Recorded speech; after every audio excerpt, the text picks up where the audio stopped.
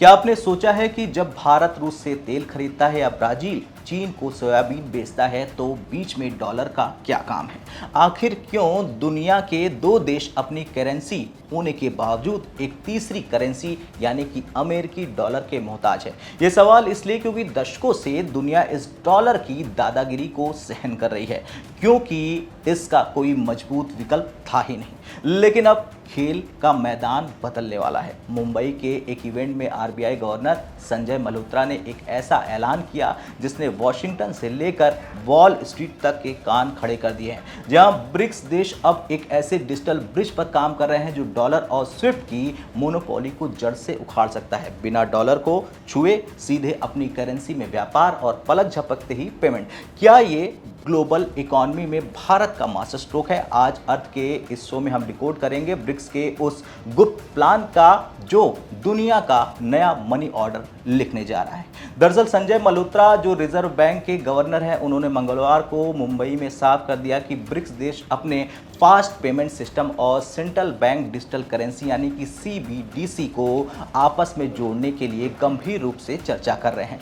Very timely question. I am heading for the BRICS meeting today to Jaipur. So thank you for that question.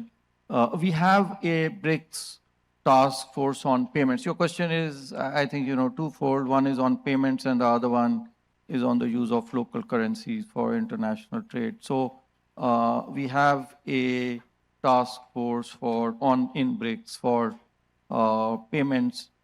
Cross-border payments is an area of interest for all of us, including the BRICS, because we do feel that there is a lot of scope for reducing costs, especially for retail transactions, and increasing speed. I mean, look at UPI, for example. It's instantaneous, while you have to wait, for some hours, some days for your foreign remittances to take place. So there is a lot of work which is being done over there, and various methods, various options are on table, but it is still at discussion stage, including CBDC and linkages of fast payment systems.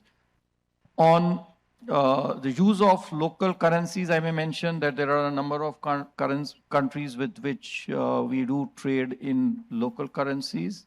Volumes are, of course, small. We need to expand that. Recently we have started doing MOUs with the central banks of countries so that we can spread more awareness amongst the importers and the exporters to use local currencies. We have 4 of them, UAE, I think UAE, Mauritius, Maldives, and Indonesia. And we are in the process of doing much more such MOUs. They have given us encouraging results, and we will continue our efforts to internationalize the rupee and promote the use of local currencies for cross-border payments and for trade, etc.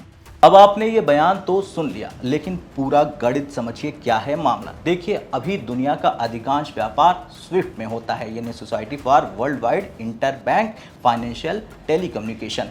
लेकिन ये एक messaging system है जो बैंकों को पैसा transfer करने की अनुमति देता है। लेकिन अब इसमें 3 बड़ी समस्याएं हैं, एक एक करके आप समस्याओं को समझिए। इसकी पहली बड़ी समस्या है भारी फीस। क्रॉस बॉर्डर ट्रांजैक्शन पर भारी कमीशन देना पड़ता है। दूसरा पॉइंट है वक्त की बर्बादी, पैसा पहुंचने में कई घंटे या फिर कभी कभी दिन भी लग जाते हैं। तीसरा पॉइंट है हथियार की तरह इस्तेमाल। जी हां, अगर अमेरिका किसी देश से नाराज हो जाए जैसे कि रूस से, तो उसे स्विफ्ट से बाहर कर देता है, यानी आपकी इकोनॉमी एक झटके में ठप। ब्रिक्स यानी ब्राजील, रूस, भारत, चीन और दक्षिण अफ्रीका, ये देश मिलकर दुनिया की 40% से ज़्यादा आबादी और ग्लोबल जीडीपी का एक बड़ा हिस्सा कंट्रोल करते हैं। अब जरा सोचिए, अगर ये देश आपस में लेन देन के लिए डॉलर की जगह अपनी डिजिटल करेंसी का इस्तेमाल शुरू कर देंगे तो क्या होगा?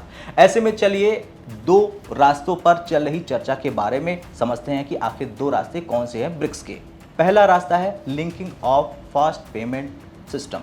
भारत का यूपीआई, रूस का एफपीएस और चीन का अपना पेमेंट सिस्टम आपस में जुड़ेंगे। यानी भारत का व्यापारी सीधे रुपए में चीन या फिर ब्राजील के व्यापारियों को पेमेंट कर सकेगा। दूसरा है सीबीडीसी का मेल, डिजिटल रुपया और ब्रिक्स के अन्य देशों की डिजिटल मुद्राओं को आपस में इंटरऑपरेबल बनाया जाएगा। रॉयटर्स की रिपोर्ट के मुताबिक आरबीआई ने सरकार को सुझाव दिया है कि साल 2026 के ब्रिक्स शिखर सम्मेलन में, जिसकी मेजबानी खुद भारत कर रहा है, सीबीडीसी को जोड़ने का प्रस्ताव सबसे ऊपर रखा जाए।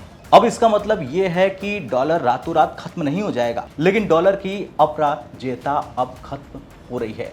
भारत की रणनीति बहुत स्पष्ट है, रुपए का अंतर्राष्ट्रीयकरण, और इस बदलाव से भारत को फायदा होगा। डॉलर में करेंसी कन्वर्जन की फीस बचेगी। भविष्य में अगर कोई वैश्विक प्रतिबंध लगते हैं, जैसे कि रूस पे लगा, तो भारत का व्यापार प्रभावित नहीं होगा।